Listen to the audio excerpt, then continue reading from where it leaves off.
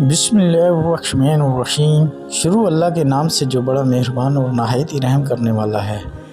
پیارے دوستو، یہ کہانی صحابی کی ہے جو ایمان سے پہلے کرتا تھا۔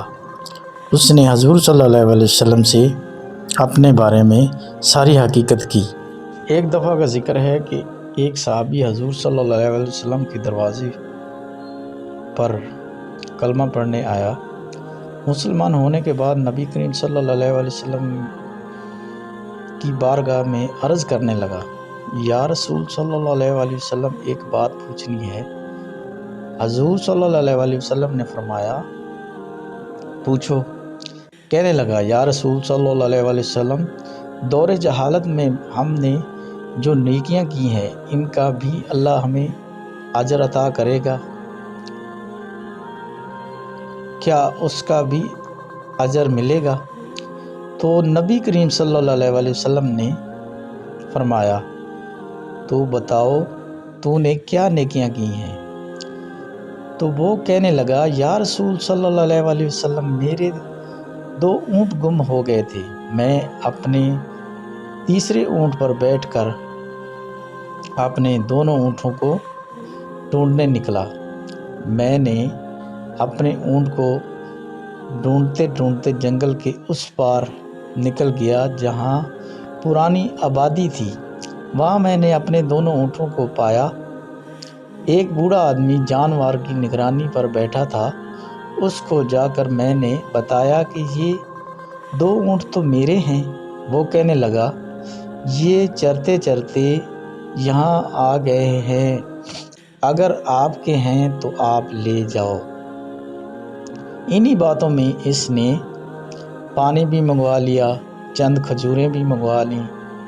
میں نے پانی بھی پیا اور کھجوریں بھی کھائیں کہ اچانک ایک بچے کے رونے کی آواز آئی۔ تو بوڑھا پوچھنے لگا، بتاؤ بیٹی، کیا آیا، بیٹی یا بیٹا؟ تو میں نے پوچھا، بیٹی ہوئی تو کیا کرو گے؟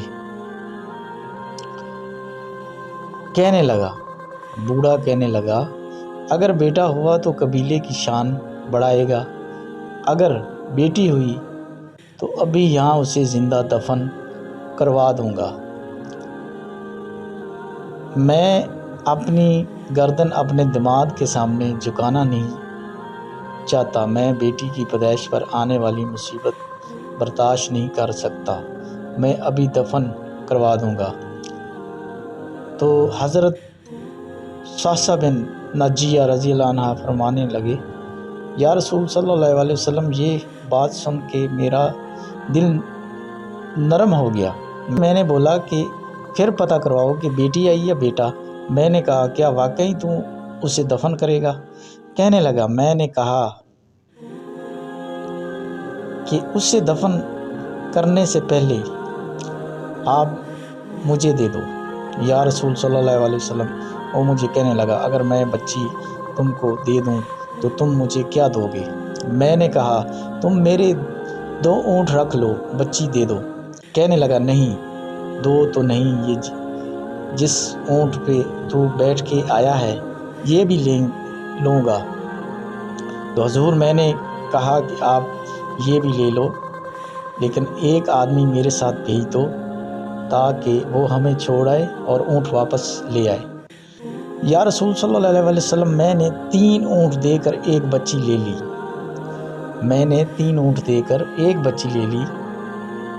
اس بچی کو لا کے میں نے اپنی کنیز کو دیا تو نوکرانی کو دے دی، نوکرانی نے اسے دودھ پلایا۔ یا رسول صلی اللہ علیہ وسلم، وہ بچی میری داڑھی کے بالوں سے کھیلتی اور میرے سینے سے لگتی۔ سبحان اللہ۔ حضور صلی اللہ علیہ وسلم، پھر مجھے نیکی کا چسکا لگ گیا۔ پھر میں ڈھونڈنے لگا کہ کون کون سا قبیلہ بچیاں دفن کرتا ہے۔ یا رسول صلی اللہ علیہ وسلم، میں نے 3 اونٹ دے کے بچیاں لینا شروع کر دیں۔ یا رسول صلی اللہ علیہ وسلم، میں نے 360 بچیوں کی جان بچائی۔ زمانہ بہت جہالت میں تھا، لوگ بہت غافل تھے، ایمان سے فارغ تھے، کوئی ادھر نہیں آپس میں ایک دوسرے کو کاٹنا اور ایک دوسرے کو مارنا شروع کیا ہوا تھا، اور یہ ان کی رسم تھی کہ بچی ہوتی تو اس کو قتل کر دیتے اور بیٹا ہوتا تو بیٹے کو رکھ لیتے۔ میری حویلی میں اب 360 بچیاں پلتی ہیں۔ حضور صلی اللہ علیہ وسلم مجھے بتاؤ کہ میرا مالک مجھے اس کا اجر دے گا؟ کہتے ہیں کہ حضور صلی اللہ علیہ وسلم کا رنگ بدل گیا، داڑھی مبارک پر آنسو گرنے لگے حضور صلی اللہ علیہ وسلم کے۔ انہوں نے مجھے سینے سے لگایا، میرا ماتھا چوما اور میرا ماتھا چوم کے فرمانے لگے، یہ تجھے اجر ہی تو ملا ہے، رب نے تجھے دولت ایمان عطا کر دی۔ نبی کریم صلی اللہ علیہ وسلم نے فرمانے لگے کہ اے صحابی، یہ تمہیں اجر ہی تو ملا ہے کہ حضور اللہ کی طرف سے تجھ پر رحمت ہوگی اور ایمان حاصل ہو گیا، اس سے بڑی دولت کا اور کیا چاہیے گا۔ حضور صلی اللہ علیہ وسلم نے اس سے اتنی محبت کی اور صحابی زار و زار رونے لگا اور اپنے وقت کو یاد کر کے حد سے زیادہ رونے لگا۔ دوستوں، پہلے کے لوگ ایسے تھے کہ آپس میں جھگڑے لڑائیاں کرتے تھے اور قتل و غارت، بچیوں پر ظلم، بڑوں پر ظلم، کافروں کے ساتھ کافر اور منافقت لوگ کرنے والے تھے۔ دوستوں، اس طرح یہ کہانی یہاں تک پہنچی تو حضور صلی اللہ علیہ وسلم نے اس کو یہ بشارت دی کہ آخرت میں اللہ تعالیٰ اس کا اجر عطا فرمائے گا۔